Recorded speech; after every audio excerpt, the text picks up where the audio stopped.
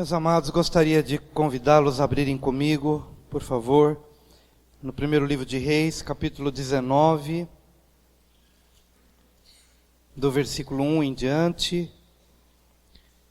Vamos ouvir a leitura da palavra, que nos diz assim: Ora, Acabe contou a Jezabel tudo o que Elias tinha feito e como havia matado todos aqueles profetas à espada. Por isso Jezabel mandou um mensageiro a Elias para dizer-lhe: que os deuses me castiguem com todo rigor, se amanhã, nesta hora, eu não fizer com a sua vida o que você fez com a deles. Elias teve medo e fugiu para salvar a vida. Em Berseba de Judá, ele deixou seu servo e entrou no deserto, caminhando um dia. Chegou a um pé de giesta, sentou-se debaixo dele e orou, pedindo a morte. Já tive o bastante, Senhor. Tira minha vida, não sou melhor do que os meus antepassados. Depois se deitou debaixo da árvore e dormiu. De repente o anjo tocou nele e disse: levante-se e coma. Elias olhou ao redor e ali, junto à sua cabeça, havia um pão assado sobre brasas quentes e um jarro de água. Ele comeu, bebeu e deitou-se de novo. O anjo do Senhor voltou, tocou nele e disse: levante-se e coma, pois a sua viagem será muito longa. Então ele se levantou, comeu e bebeu. Fortalecido com aquela comida, viajou 40 dias e 40 noites, até chegar a Horebe, o monte de Deus. Ali entrou numa caverna e passou a noite. E a palavra do Senhor veio a ele: o que você está fazendo aqui, Elias? Ele respondeu: tenho sido muito zeloso pelo Senhor, o Deus dos exércitos. Os israelitas rejeitaram a tua aliança, quebraram os teus altares e mataram os teus profetas à espada. Sou o único que sobrou e agora também estão procurando matar-me. O Senhor lhe disse: saia e fique no monte, na presença do Senhor, pois o Senhor vai passar. Então veio um vento fortíssimo que separou os montes e esmigalhou as rochas diante do Senhor, mas o Senhor não estava no deserto. Depois do vento houve um terremoto, mas o Senhor não estava no terremoto. Depois do terremoto houve um fogo, mas o Senhor não estava nele. E depois do fogo houve o murmúrio de uma brisa suave. Quando Elias ouviu, puxou a capa para cobrir o rosto, saiu e ficou à entrada da caverna. E uma voz lhe perguntou: o que você está fazendo aqui, Elias? Ele respondeu: tenho sido muito zeloso pelo Senhor, o Deus dos exércitos. Os israelitas rejeitaram a tua aliança, quebraram os teus altares e mataram os teus profetas à espada. Sou o único que sobrou e agora também estão procurando matar-me.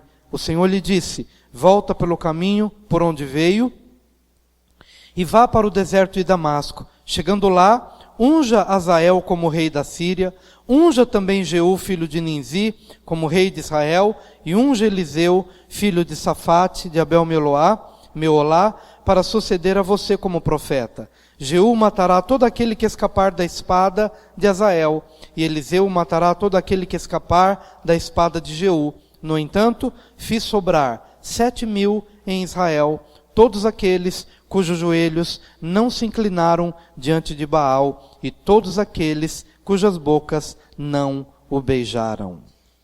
Amém. Essa é a passagem bíblica para a ministração desta noite, quando gostaria de compartilhar sobre o tema Deus e as minhas cavernas. Quem aqui já entrou em alguma caverna literal? Já entrou em caverna mesmo? Um buraco assim meio sem graça, frio, gélido, né? Né, Minduba?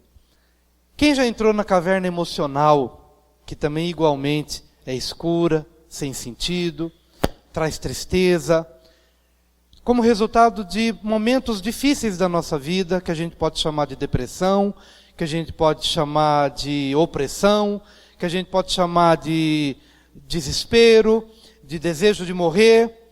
O grande problema é esse, é que a caverna para a gente é um estado emocional onde a gente quer se isolar, e algumas pessoas entram nessas cavernas, ficam um tempo e depois elas conseguem sair. Mas ultimamente nós temos visto que algumas pessoas entram em cavernas tão profundas e tão extensas, E alguns não conseguem sair. Nós temos ouvido mais e mais relatos de pessoas que vivenciaram esse fundo de poço tão profundo e não quiseram mais voltar de lá. Acho que nunca a gente ouviu tanto de suicídio como nos dias de hoje. E é jovem, é criança, é pastor, é gente que tem experiência religiosa, é gente que não tem experiência religiosa, de tal maneira que agora fica muito difícil você dizer que o suicida, ele pertencia a um determinado patamar, um quadro, ou um determinado grupo de pessoas. É muito difícil, porque você encontra isso acontecendo com homens, com mulheres, com jovens, com gente da classe social mais abastada, menos abastada. E o que nos choca é também que hoje em dia nós temos ouvido falar de um índice muito grande de pastores cometendo suicídio. Não é diferente de Elias. Elias, depois desse momento, ou antes até mesmo de entrar na caverna, que ele ficou debaixo da árvore, ele pediu para si a morte. Ele não estava brincando, como às vezes a gente acha, quando alguém chega para um colega dizendo, olha, eu senti realmente um desejo de dar cabo da minha vida. E a gente às vezes não acredita, acha que é brincadeira, ou acha que a pessoa está fazendo fita, ou coisa parecida, e de repente você é assombrado com a notícia de que aquilo que a pessoa disse que ia fazer, ele de fato fez. E aqui Elias está vivendo um momento extremamente difícil, antes até de entrar na caverna. Está pedindo para si a morte, porque se foi dele toda a esperança, toda expectativa de vida, ou perspectiva de vida. A sua alma está extremamente amargurada. E quando eu falo sobre suicídio de pastores, é uma coisa assim, muito difícil, porque você pega ali, vê a fotinha do pastor, um jovem, casado, com filhos, que amam o pai, uma esposa que ama o marido, olha para a igreja aparelhada, tudo certinho, aparentemente tudo tranquilo, mas ninguém sabe o vazio que ele começou a enfrentar. Ninguém sabe o que ele teve de lidar com os seus complexos, com as suas culpas, com os seus medos. É uma coisa inacreditável. Isso num mês, 2 colegas de ministério, não conhecidos por nós, digo colega de ministério porque é pastor, como nós somos pastores. Um outro, já numa fase de vida um pouco mais avançada, ainda em tratamento, tomando alguns remédios, mas talvez não soube lidar com aquela fase e fez a mesma coisa. Quando a gente então pensa nessas cavernas, e caverna às vezes é sinônimo de solidão, e a pergunta que eu quero fazer hoje é, Deus e as minhas cavernas, será que você de fato está sozinho nas suas cavernas?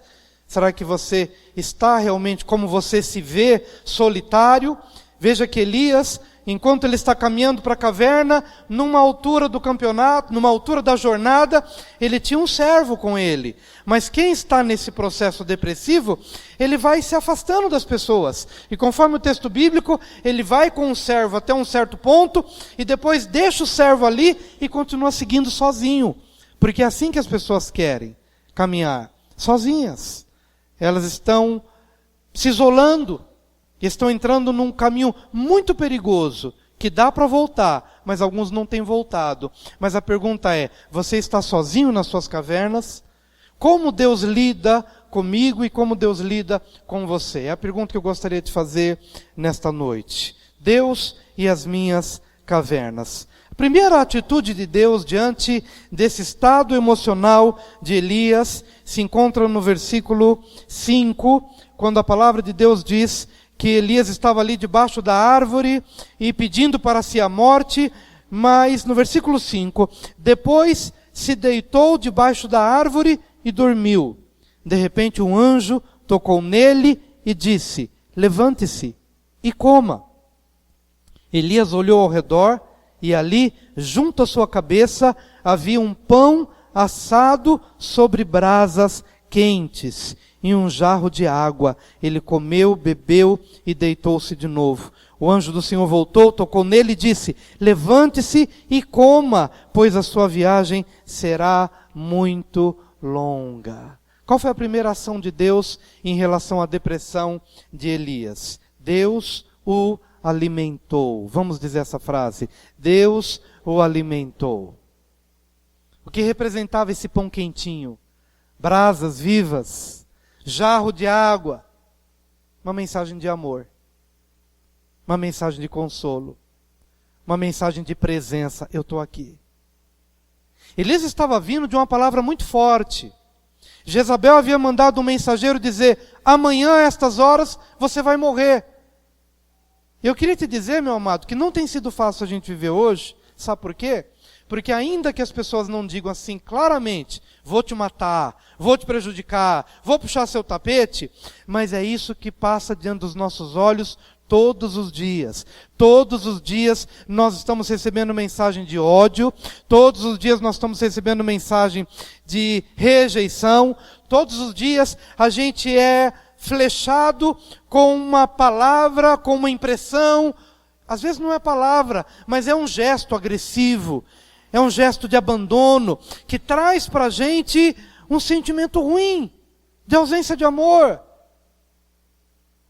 de ausência de compaixão, de carinho. Elias tinha chegado no fundo do poço com aquela palavra de Jezabel: amanhã a estas horas você será um homem morto. E com base naquela palavra de morte, de rejeição e de violência, foi com base nessa palavra que ele se deitou debaixo daquela árvore e dormiu. Porque é assim que vive aquele que está em depressão. Ele quer dormir. Não é porque ele é preguiçoso, nem porque seja irresponsável, mas porque aquele estado de ânimo em que ele se encontra não lhe permite enfrentar a vida como ele enfrentava em outros momentos, talvez de alma saudável. Naquela hora ele dorme, e levanta, come e dorme de novo. Ele está em depressão profunda. Mas em meio a essas mensagens de violência e de ódio, o que ele encontra quando ele acorda? Pãozinho quente.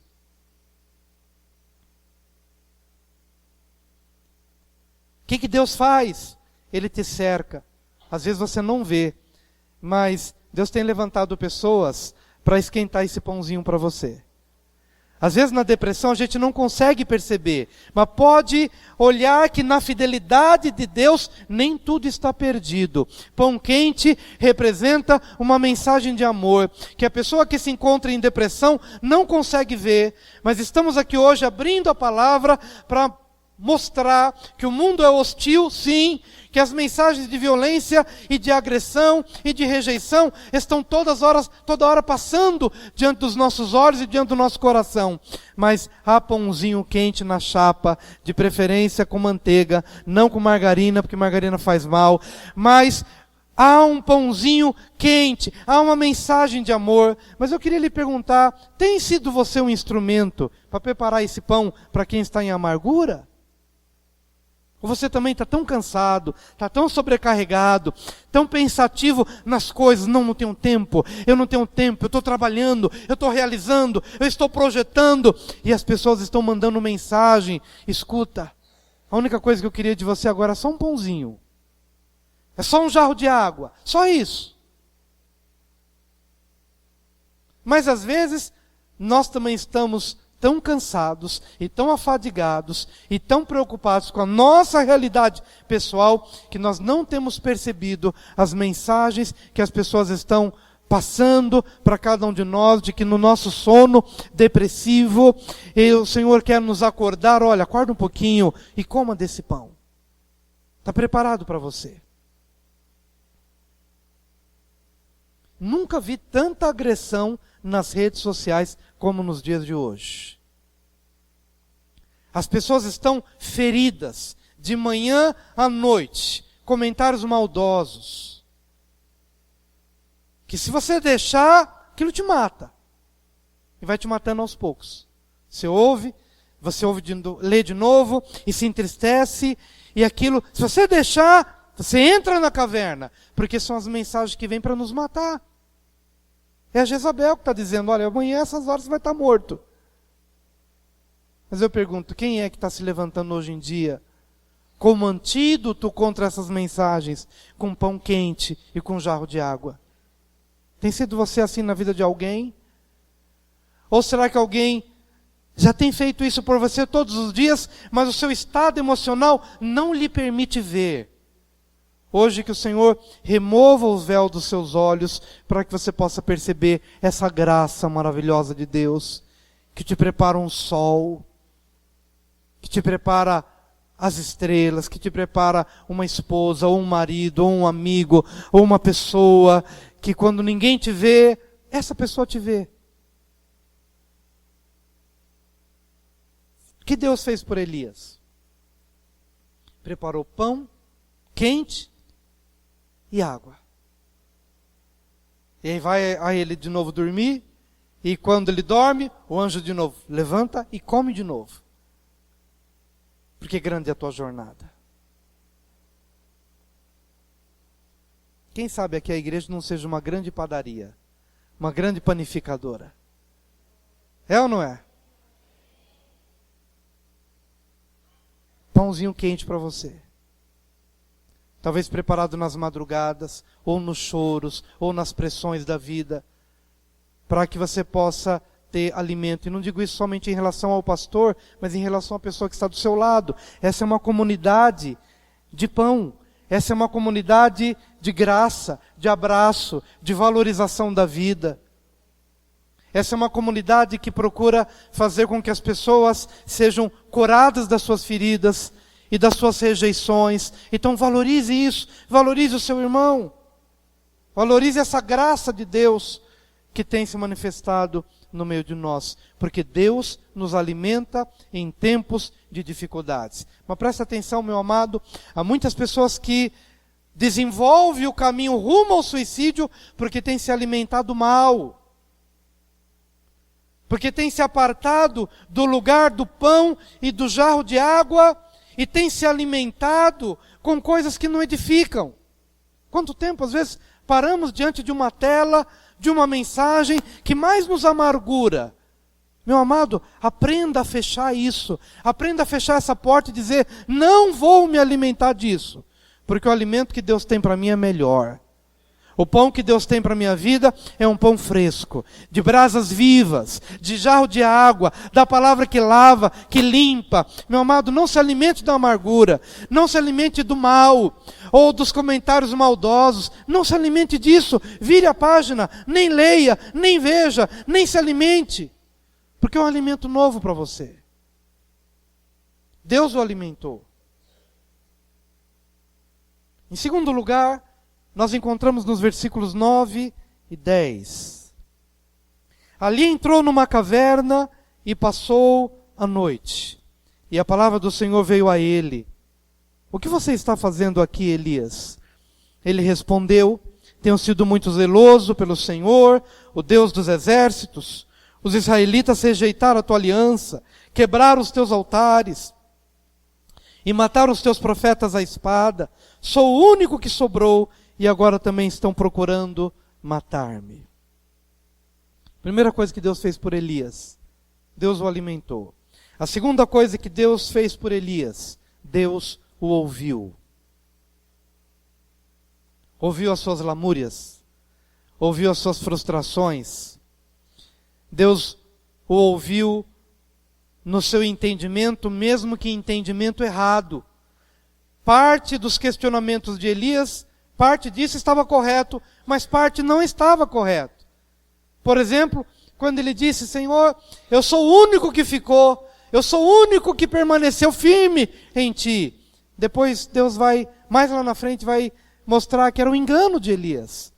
Na verdade, 7.000 não haviam se dobrado diante de Baal, mas o estado emocional em que Elias se encontrava não lhe permitia ter uma visão correta do quadro. E é isso que muitas vezes tem feito as pessoas viverem esse estado de tristeza, porque eles não conseguem ter um estado real, uma visão real do quadro que o cerca. Às vezes o quadro é enganoso. Mas é interessante que mesmo Deus sabendo da verdade, e mesmo Deus sabendo que Elias estava enganado, mas Deus não o repreendeu, Deus não o corrigiu, Deus não veio com uma Bíblia na cabeça de Elias, Elias está errado, olha o que a palavra de Deus diz, ou o que minha palavra diz. Não, Deus o ouviu, Que Deus levante pessoas que na hora do seu desespero não venha com sermões, não venha com teologias, mas que venha num profundo estado de empatia, para perceber o que você está sentindo e não te condenar por isso. Que Deus levante pessoas que, ainda que saibam que você está enganado numa certa perspectiva, mas que não venham com chicote, que não venham com uma agressividade dizendo você está errado. Não, mas que venha com bondade, que venha com generosidade, que venha com empatia, que venha às vezes nem com palavras, mas que venha com ouvidos. Não venha com boca, venha com ouvidos. Para ouvir. E meu querido, quando você encontra em Deus essa possibilidade de você abrir seu coração, eu queria te estimular a de verdade abrir o seu coração. E ao abrir seu coração, não fica pensando, mas se eu falar isso para Deus, Deus sabe que eu estou errado. Quero lhe dizer hoje que Deus não está preocupado com a sua teologia. Deus está preocupado com o seu sentimento. Deus não está preocupado se você está certo nos seus argumentos ou se você está errado nos seus argumentos, biblicamente falando. Ele está preocupado com aquilo que você está pensando, com aquilo que você está sentindo e com aquilo que você está projetando, com o caminho que você tem traçado para trilhar a partir daquilo que você está sentindo agora. Se o teu sentimento é justo ou não, Deus não está preocupado com isso.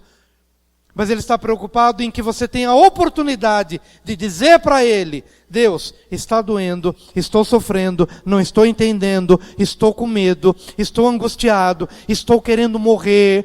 Que você possa ter a clareza de dizer diante de Deus o que você está sentindo. E abrir o jogo com Ele. E falar tudo o que você sente. Falar tudo o que você pensa. Sem medo de que Deus venha com uma espada para te corrigir. Como pode? Você é um cristão. Olha a análise que eu faço de pastores que se suicidam. Porque eles entram nessa crise.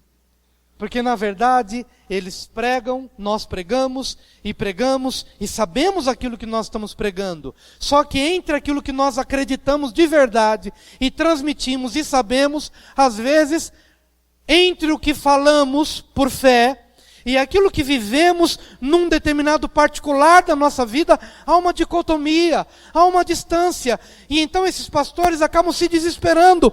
Como eu posso levar tanta vida, tanta esperança, tanta fé, e eu estou vivendo este vazio no meu coração? Então eles não conseguem lidar com essa dicotomia, com essa contradição, e acham melhor dar cabo da própria vida, porque não conseguem entender que eles são humanos, que nós somos humanos. Você pode ser um gigante na fé, mas isto não impede de que você passe por vales profundos. Isso não impede. Você não está imune a essa situação. Às vezes você participa de um culto ungido, ouve uma palavra que transforma a sua vida, e na segunda-feira você está mal. E aí vem a crise: como eu posso participar de um culto, acreditar no que o pastor disse e ainda assim viver isso?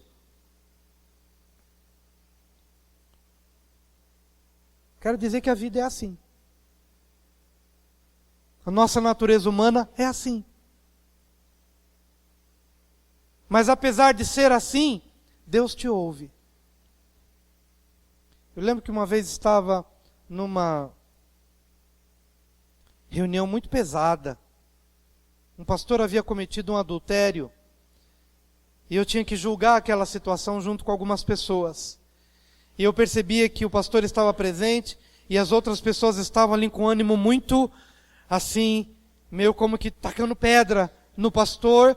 Outros eram mais misericordiosos e o pastor estava no meio, aflito, envergonhado, oprimido, não sabendo onde colocar a cara pela vergonha que o envolvia naquele momento.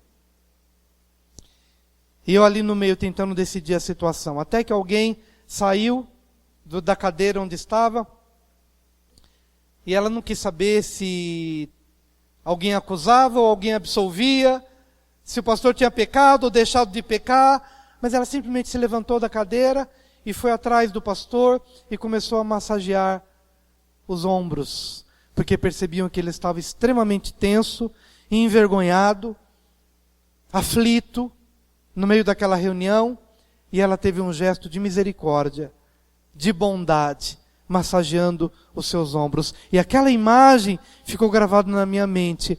Alguém que com um gesto pode dizer: não estou aqui para te acusar, nem para te condenar, estou aqui para te abençoar. Isso é pãozinho quente. E isso é ouvido para ouvir.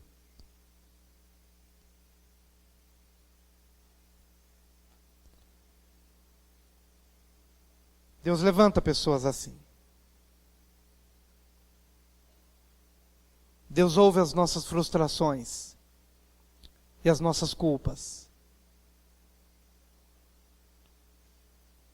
Terceiro lugar, no versículo 9 e no versículo 13, ali entrou numa caverna e passou a noite. E a palavra do Senhor veio a ele: o que você está fazendo aqui, Elias?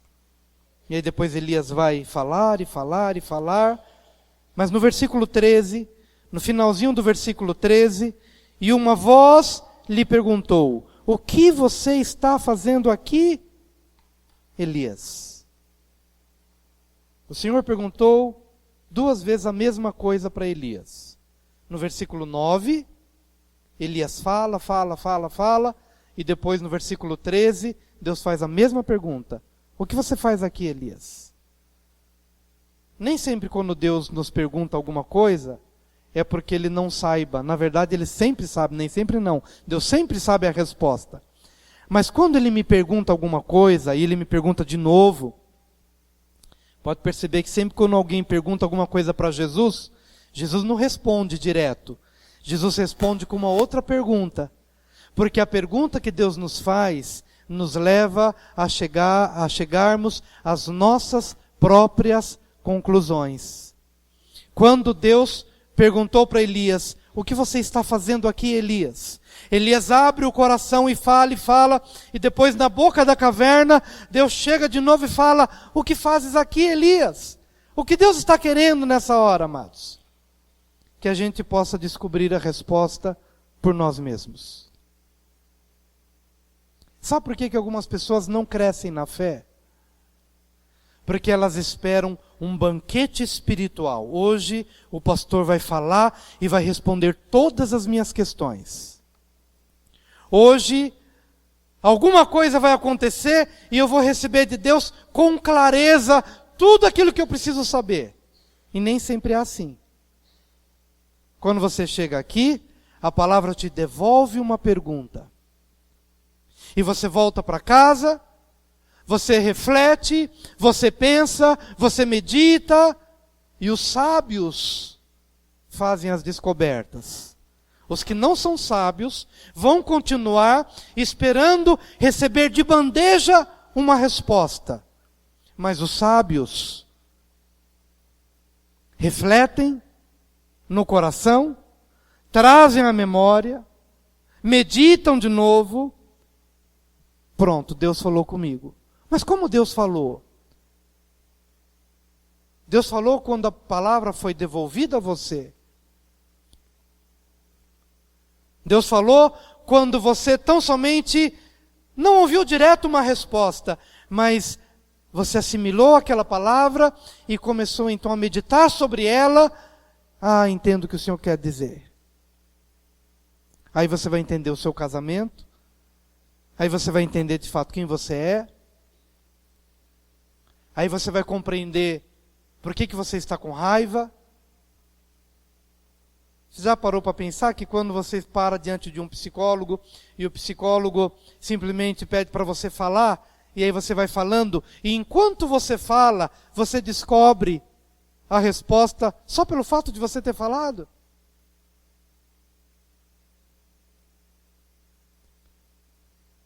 Deus é o maior psicólogo.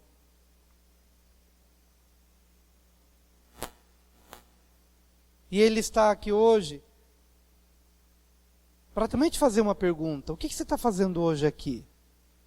Tânia, o que você está fazendo hoje aqui? Cris.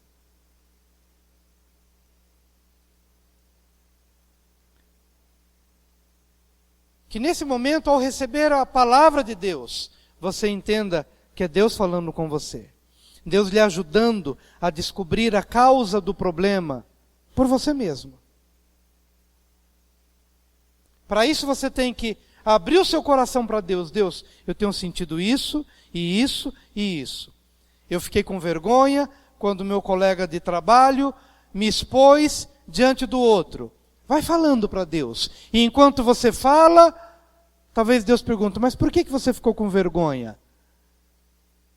E ao lhe fazer essa pergunta, você vai descobrir, realmente eu fiquei com vergonha, porque é uma raiz de orgulho dentro de mim, que quando eu fui exposto, o meu orgulho foi ferido. Mas Deus não falou do teu orgulho. Ele só lhe perguntou, por que você ficou envergonhado? E ao lhe perguntar, você chegou à conclusão, há uma raiz de orgulho dentro de mim.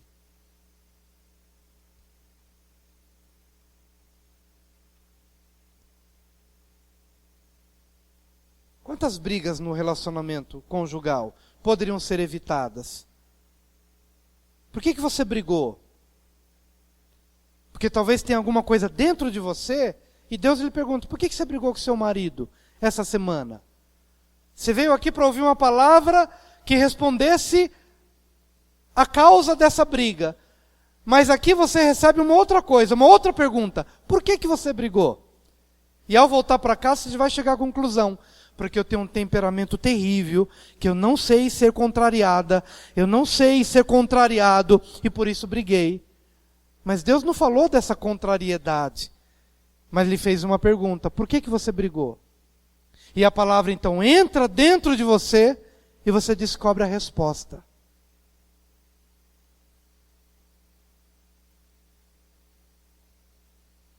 Que fazes aqui, Elias? Que fazes aqui, Elias? O que Deus fez por Elias? Deus o alimentou. Em segundo lugar, Deus o ouviu nas suas frustrações e queixas.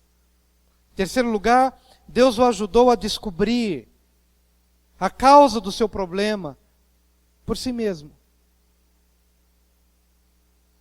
E é o que Ele está fazendo hoje aqui, na sua vida. Elias estava então dentro da caverna, e Deus ordena que ele saia, e ali na porta daquela caverna, Deus vai se revelar. E ele pensa que Deus vai aparecer de alguma forma. E a Bíblia diz que quando Elias ficou assim na porta da caverna, e que Deus iria passar, então veio um vento fortíssimo, que separou os montes e esmigalhou as rochas diante do Senhor, mas o Senhor não estava no vento. Depois do vento houve um terremoto, mas o Senhor não estava no terremoto. Depois do terremoto houve um fogo, mas o Senhor não estava nele. E depois do fogo houve um murmúrio de uma brisa suave. Quando Elias ouviu, puxou a capa para cobrir o rosto, saiu e ficou à entrada da caverna. E uma voz lhe perguntou, o que você está fazendo aqui, Elias? A quarta coisa que Deus fez em favor de Elias foi confortá-lo através de um murmúrio, de uma brisa suave. Revelando intimidade. Revelando algo pessoal, algo íntimo. O que Deus faz comigo quando eu estou nos meus momentos de crise? Talvez num desejo de sair um pouco da multidão e ficar quieto. E na quietude, Deus fala de maneira que eu possa entendê-lo. não fala no meio dos terremotos da vida, não fala no meio dos ventos fortes, nem do fogo impetuoso, mas fala através de uma brisa suave, no ouvido, no coração, de uma maneira que eu me sinto respeitado, de uma forma que eu me sinto amado, de uma forma que Ele estabelece comigo uma relação pessoal, uma relação íntima. Às vezes a gente acha que Deus vai agir nas fortes vigílias, quando o fogo cai, quando Deus levanta um profeta para profetizar, e Deus também fala através desta forma, mas às vezes, queridos, Deus fala no nosso quarto, solitário, quietinho, mas de maneira que a gente, lá no coração, possa perceber, é Deus quem está falando. Ele respeita quem eu sou. Ele respeita o meu momento. E Ele se revela de uma maneira tranquila, de uma forma pessoal. Quando Elias viu aquele vento forte, não, no estado de alma em que eu estou, Deus não se revelaria a mim dessa forma. Ele não está aí. Veio um terremoto, não, Deus também não está aí. Queria simplificar para você. Queria que você pegasse isso como uma chave. Às vezes você está numa condição financeira, por exemplo, desesperadora. E aí um monte de vozes começam a falar.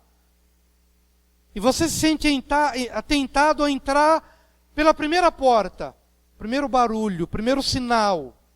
O que eu te aconselho? Não ouça o barulho do vento forte, nem do terremoto, nem do fogo. Aquieta-te. Espera de um dia para o outro. Naquela noite, busque a Deus. Deus, eu fui tentado a fazer um negócio. Eu fui tentado a entrar por essa porta. Mas, Senhor, eu quero te ouvir. E muito provavelmente, de um dia para o outro dia, o que vai prevalecer dentro de você não é a propaganda, não são as luzes, não é o marketing, não é a tentação de você fazer isso ou aquilo. O que vai prevalecer dentro de você será algo muito tranquilo, muito sereno, muito sóbrio, muito verdadeiro. E é naquele dia, talvez no dia seguinte, você tem uma direção de Deus para a sua vida. Mas se você se precipitar, você vai ouvir o barulho do terremoto, do vento forte, do fogo, que vai dizer, entra por essa porta. Não é só questão financeira, é para qualquer coisa na nossa vida. Para qualquer momento crítico que a gente venha experimentar, venha passar, são vozes, são luzes, são barulhos. Eu quero lhe afirmar hoje, em nome de Jesus, que Deus não estará em nenhum destes lugares. Deus não estará em nenhum desses lugares. Mas quando você se separa de tudo e diz, agora eu quero ouvir a tua voz, então tenha certeza, querido, que Deus vai estampar sossegadamente uma direção no seu coração. Essa é a brisa suave que vai prevalecer no seu espírito e você vai entender que Deus está lhe dirigindo para uma coisa ou para outra.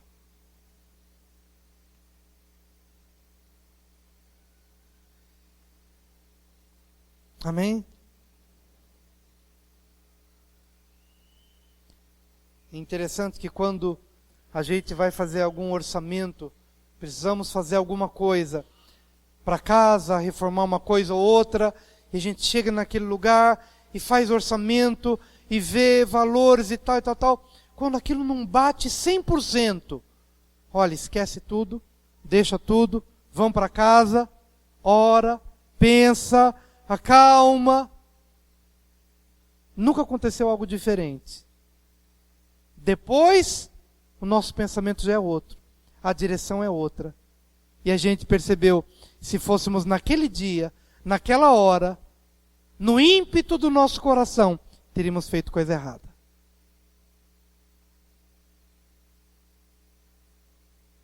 Deus quer falar com você. Mas a última coisa que eu quero trazer hoje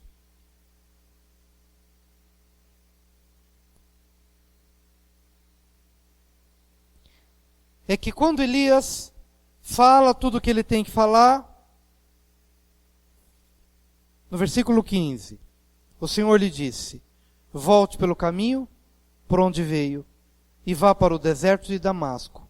Chegando lá, unja Azael como rei da Síria, unja também Jeú, filho de Ninzi, como rei de Israel, e unja Eliseu, filho de Safate, de Abel-Meolá, para suceder a você como profeta. A última coisa que Deus lhe deu no meio dessa caverna foi uma missão de vida. Quando uma pessoa entra na caverna e pede para si a morte, é porque ele não vê mais razão para viver. Mas nós estamos hoje aqui com um pãozinho quente para você e com um jarro de água para dizer que você precisa sair dessa caverna, porque há uma missão de vida que talvez você não tenha conseguido perceber, mas que está clara aos olhos de Deus. Quem se encontra no momento depressivo perdeu qualquer visão de importância, de valor. Acha que não há mais nenhuma missão, seja ela do ponto de vista da família, do ministério, do trabalho, perdeu a esperança. Mas quando Deus o visita naquele lugar, Deus diz: olha, volta pelo mesmo caminho pelo qual você veio, volta, porque aquilo que eu quero que você faça, só você pode fazer. Unja tal pessoa, unja tal pessoa, unja tal pessoa, e isto só você pode fazer. Para você sair da depressão, você precisa compreender que você é importante para alguém. Que você tem uma missão de vida. Que há um propósito que não se esgotou aos olhos de Deus, por mais que aos teus olhos tenha cessado, mas não cessou aos olhos de Deus. Há um Jeú te esperando. Há um Azael te esperando. Há alguém que precisa da sua unção, do seu conselho. Há alguém que precisa da sua presença. Há alguém que precisa da sua oração. Há alguém que precisa do seu pão esquentado na chapa. Você é importante para alguém. Você é importante para uma missão divina, que o seu estado emocional não lhe permite ver. Mas nesse ambiente e nessa comunidade restauradora, você vai sendo devolvido a essa condição de utilidade, de valor e de propósito, que não pode se perder diante dos seus olhos. E eu quero orar com você nesse momento, em cima dessa palavra, para que tudo aquilo que necessita ser feito na sua vida, nesse propósito todo, possa encontrar lugar no seu coração e na sua vida nos próximos dias. Queria que você viesse aqui à frente, para que juntos possamos ter um tempo aqui de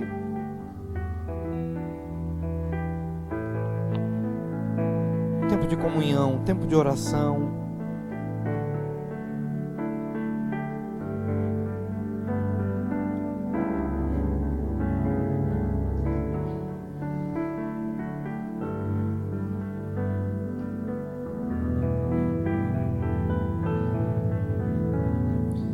Pai amado, nessa noite, nesse dia que separamos para louvar o Teu nome, quando a Tua palavra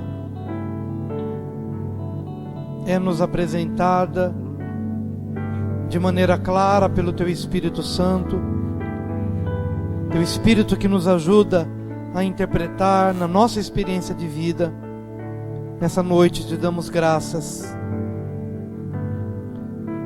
e te pedimos em nome do Senhor Jesus, que nossa vida hoje possa entrar numa dimensão de cura, Senhor. Ajuda-nos, Senhor, a compreender o Teu plano perfeito enquanto te adoramos. Vamos adorar o Senhor.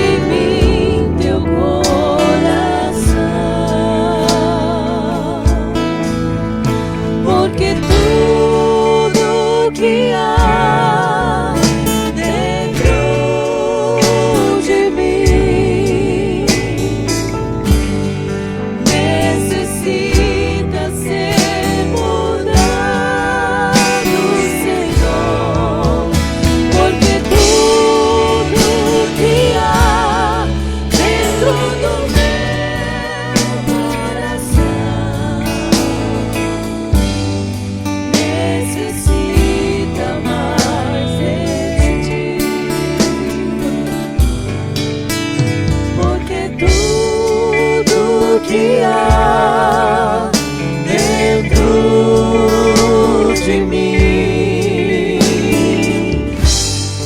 necessita ser mudado, Senhor, porque tudo que há dentro do meu coração necessita mais de ti. Necessita mais de ti. Necessita mais de ti. Queria lhe dizer nesse tempo de oração, queridos, que muitas vezes o ambiente onde nós vivemos de alguma forma é hostil. Um ambiente de solidão, de rejeição, de agressões verbais. E esse ambiente para onde nós vamos não nos estimula realmente a viver. Mas eu gostaria que você encontrasse esse amor de Deus como uma fonte dentro de você. Que isso se torne uma verdade dentro de você.